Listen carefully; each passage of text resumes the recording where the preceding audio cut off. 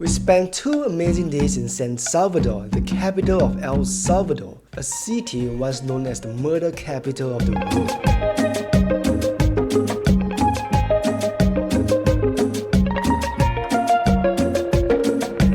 Our trip began in the heart of the city, the Centro Historico, or Historic Center.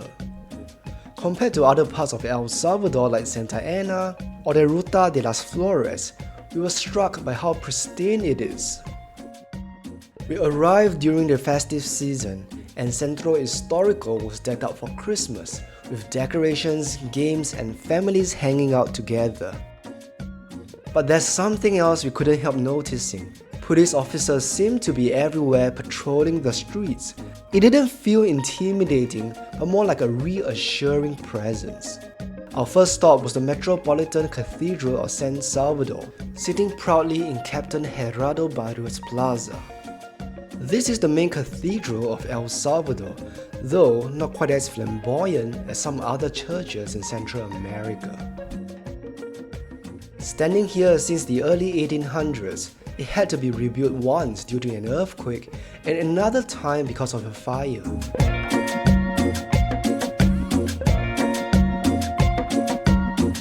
But what really draws people here isn't the architecture, but the fact that it's home to the tomb of Oscar Romero. A deeply respected figure in the country, he was a bishop who spoke up fearlessly against social injustice during the country's brutal civil war until his assassination in 1980. Only a 5-minute walk from the main cathedral is Iglesia El Rosario. From the outside, this plain, unassuming church resembles a brutalist style bunker, and it's easy to miss. However, step inside and it's like walking into a prison. Completed in 1971 and designed by a Salvadoran sculptor, this is one of the most unique churches we've ever seen. Almost like a museum, it features interesting sculptures throughout the space, including a series depicting the life of Jesus.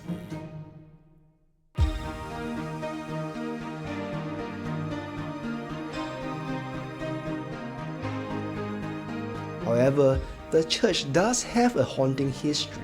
During El Salvador's Civil War, it was a refuge, and the bodies of 20 demonstrators were buried under the church's floors.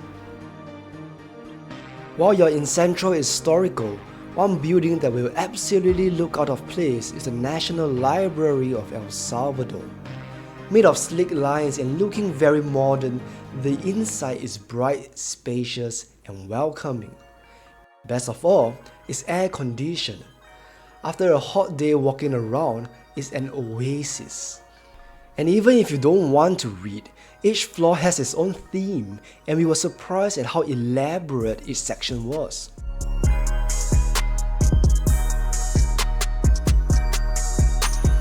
Featuring 105 rooms, the National Palace of El Salvador is easily one of the most beautiful buildings in the city.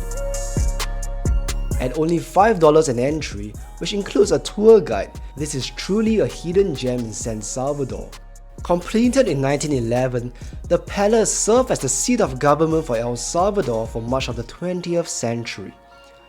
Designed to showcase the nation's pride, here is where presidents, lawmakers, and judges shaped the country's course of history. To reflect this, every room is sumptuously decorated and made with materials sourced from places like Italy and Belgium. If you're interested in interior design, you'll lose yourself in the details. What makes the Centro Historico unique is how you can see a strong contrast between old and new just by walking a few minutes. While the central area looks new and modern, parts that are still gritty and a little dilapidated are around the corner, a reminder of the city's complex past. It's in this lingering urban age that we found the Somasca El Calvario church, a neo-Gothic beauty with roots stretching back to the 17th century. Here, you get a sense of a place that's weathered centuries of change.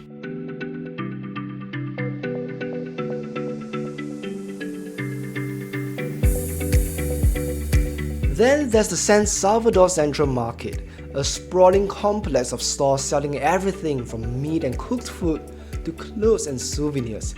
It's chaotic, disorderly and disorienting, but undoubtedly alive. It's easy to imagine that this market used to be a hotbed for gang activity and crime. Fortunately, it's generally a safe area today, although general precautions are still advised. For anyone wanting a raw, unfiltered glimpse of Salvadoran life, this is the place to come. Almost on the complete opposite of the market is Zona Rosa, a wealthy neighborhood just a 15-minute Uber ride from Centro Historico. This is the new San Salvador, a modern cosmopolitan bubble dotted with fancy restaurants, aesthetic boutiques, plastic surgery clinics, and even a Google office. It's hard not to wonder, could Zona Rosa be a hint of the future of the rest of San Salvador? However, even in this polished pocket of the city, we were surprised to find this retro-looking monument. Commemorating the 1948 Revolution, it marks a key moment that led to a new constitution in 1950. A symbol of El Salvador's long struggle for change, today, it seems to be a reminder of the nation's ongoing quest for progress. We made a mistake choosing to stay in Zona Rosa instead of the Centro Historico. The upscale area is more suitable for people with a car, and since we did not drive, we had to walk for 10 or 15 minutes just to reach the nearest cafe or restaurant. In fact, we barely saw anyone walking the whole time we were in Zona Rosa, only cars. And since restaurant prices around us were too high, we ended up going to a nearer small food court for dinner. Instead, we recommend staying in Centro Historico, which we found to be quite safe, and that's where most of the attractions are anyway. Most of the places of interest in this video are within walking distance, which makes it convenient to get around. We also found ourselves using Uber for longer distances, such as to the bus station or between Zona Rosa and the city center. A 15-minute Uber ride costs around $5, which is fairly affordable.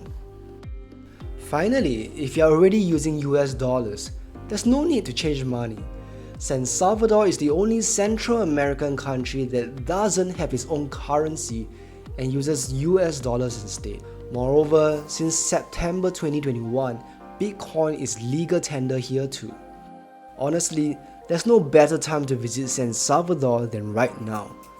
The country is going through a momentous time in history as it pushes to leave behind old stigmas and take on a new, revitalized identity.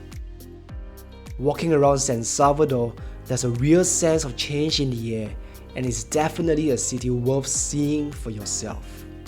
And if you're interested in other parts of El Salvador, then click this video to see what we think is the most beautiful region of El Salvador.